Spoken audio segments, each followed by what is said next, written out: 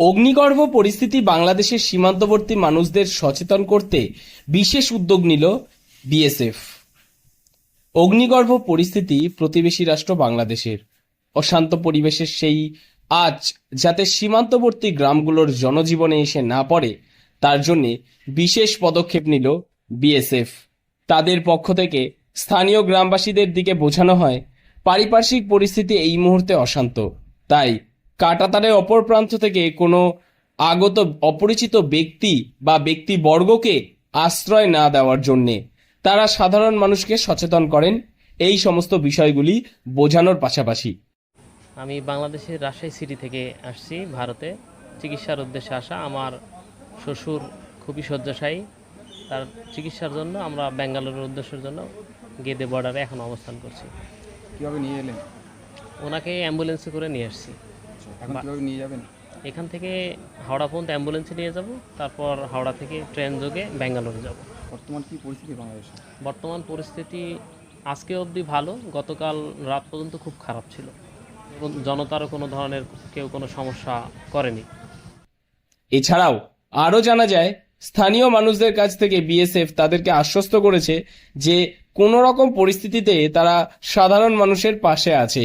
বাংলাদেশের সরকার পতনের পর থেকেই যে কোনো জটিল পরিস্থিতির মোকাবিলা করতে বিভিন্ন চেকপোস্টে শুরু হয়েছে বিএসএফ এর টহলদারি, চলছে কড়া নিরাপত্তা। তবুও তার মাঝেই আতঙ্কের প্রহর গুনছে সীমান্তবর্তী গ্রামের মানুষেরা।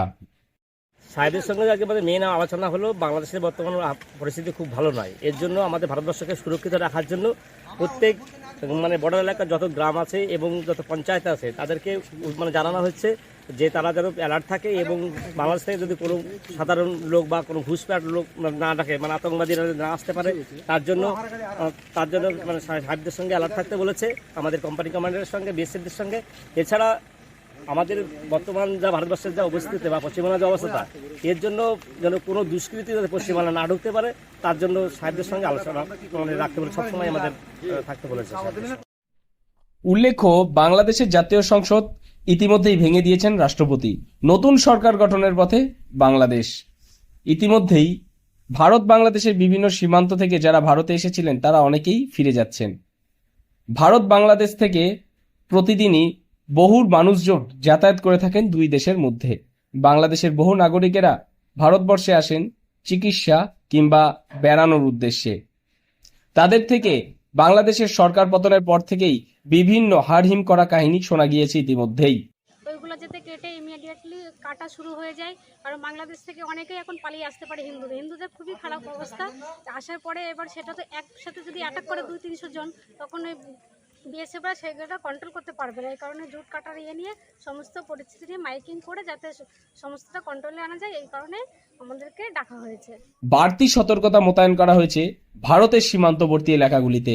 ইতিমধ্যেই বিএসএফ ও সীমান্তরক্ষী বাহিনীরা তৎপরতার সঙ্গে তাদের কর্তব্য পালন করছেন এবং প্রত্যেকেই ওয়াকিবহাল রয়েছেন নিজেদের কর্তব্যে। নদিয়া থেকে মৈনাক দেবনাথের রিপোর্ট, লোকাল 18 বাংলা।